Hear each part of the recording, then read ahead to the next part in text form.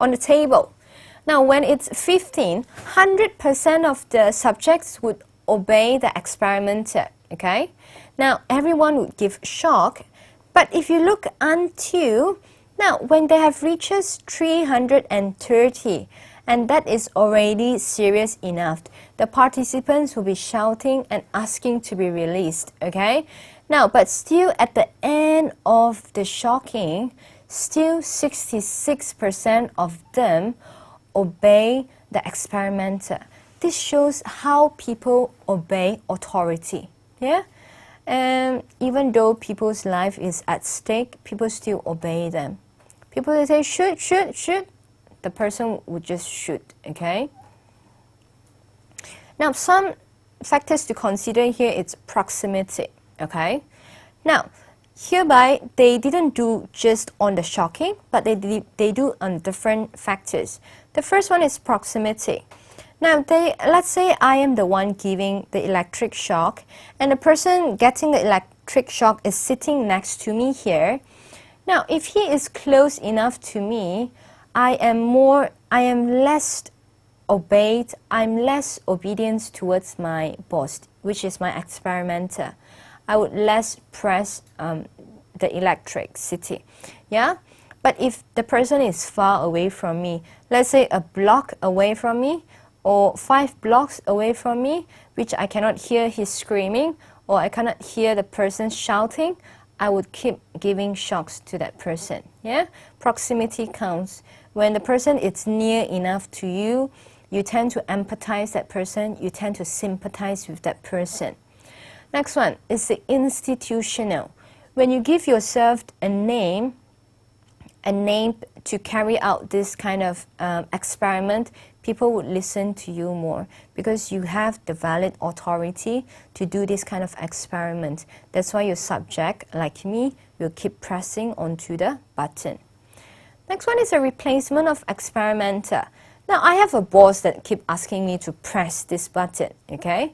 But when this boss leaves, and then there's another guy that comes to replace him, now how do you think I would respond to the new experimenter? Would I listen to him like before, or would I change my behavior or action? Now, the result is that I would less likely to obey the new experimenter because inside my mind, who is he? Yeah, and I'm not going to listen to him. And in many cases, what they found out is that when the new experimenter came in, they would more likely to just stop the clicking of the button. They would just let the participants to go.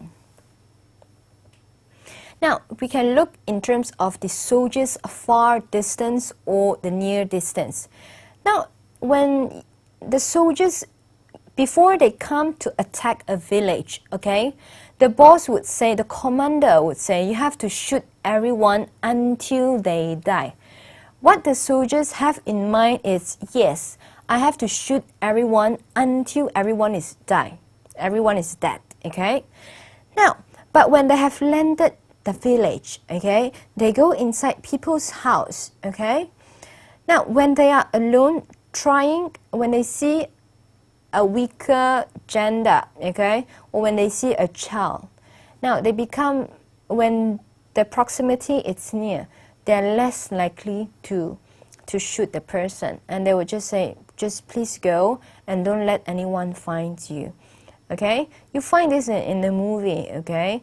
They would always let the bad people go, and then in the end, the bad people will come back and haunt them, yeah? Next one is ethics. Some people argue this experiment has clashes the code of ethics because it is right. I mean, nowadays you cannot do this experiment at all. Please do not do it. You clashes it because you harm. You didn't take care of the welfare of your participants, which is very wrong, okay? Now, when we look at this obedience, is obedience totally wrong, okay? We say, since obedience is so bad, we should just disregard it, which is not. Obedience actually has its good sides too. Now, we look in terms of a firefighter. Now, why do firefighter has that kind of will and that kind of heart to drive himself inside the fire and save the victims, even though his own life might be at stake? Okay? And there is a good side. Now, when the commander asked the firefighter to go inside and save the people, he just go inside, he would act like a robot, and that's the good thing about obedience, yeah? Next one is also soldiers coming to protect the country, okay? Now, next one we'll talk about is the resisting of coercion. Resisting of coercion means you don't want to obey, yeah? And most likely, it's only an individual choice, and you would result in a very bad ending. Now, look at this picture. It's a very famous picture, yeah? It looks at, you can see there is 4 tanks, okay? And there's one simple guy wearing the white shirt and just wearing a black pants, okay? Now, what is he doing, seriously? People were trying to clear the road. This one happened in China. I forgot what the incidents were, yeah?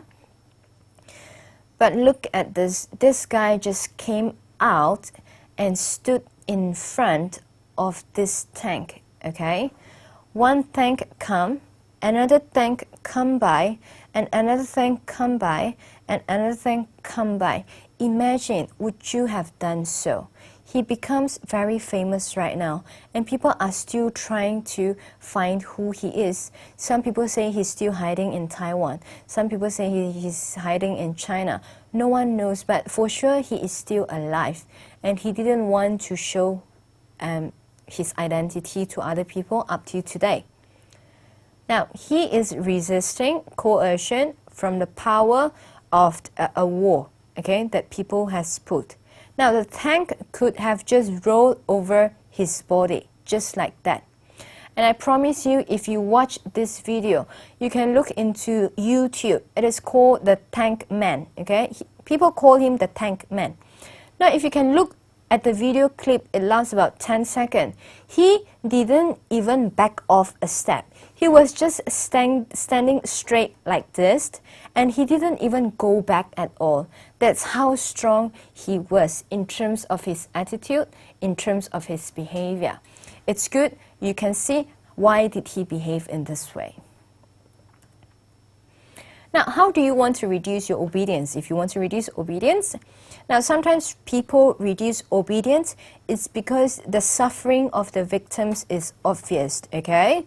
If someone asks you to punish someone, but when you see the victim is already hurt enough, you might have a little bit of sympathy or empathy towards that person. Or when a person is made personally responsible for his or her behavior. Now, when you feel you are responsible, you reduced your obedience, okay? You're not likely going to listen to other people, but you're more likely going to act out of your action. Next one, when you observe other people disobey authority. Now, this is like a clapping. When you have a classroom, one person clap, and the other people will start clapping. It's naturally. We call it contagious, okay? Now, when someone starts to disobey in the class, someone starts to disobey the lecturer, then the other person would say, yes, I start to disobey. But when no one starts to say anything, everyone will just be quiet. Now, what does it take for that one person to start disobey or to start putting up his hands and disagree? Yeah, it takes a lot of, it depends. At the end of the day, it still goes back to your attitude. How strong is your attitude, yeah? And the belief that you have. Next one is to encourage people to question, can also reduce obedience. Now, as a boss, when you ask your subordinates not to question you anything, of course, people would just obey you. But if you were given a chance, you try to be friendly to your subordinates. You say, if you have any questions, please feel free to ask me. Please feel free to always come to my room and just look for me and talk. Now, people are less likely to obey. Obey hereby means like a soldier, like a robot, yeah? People are more likely to engage with you and give out their own opinions. They are more likely to not less obey you, but they would approach you differently, Yeah, they would see you more as a friendly boss.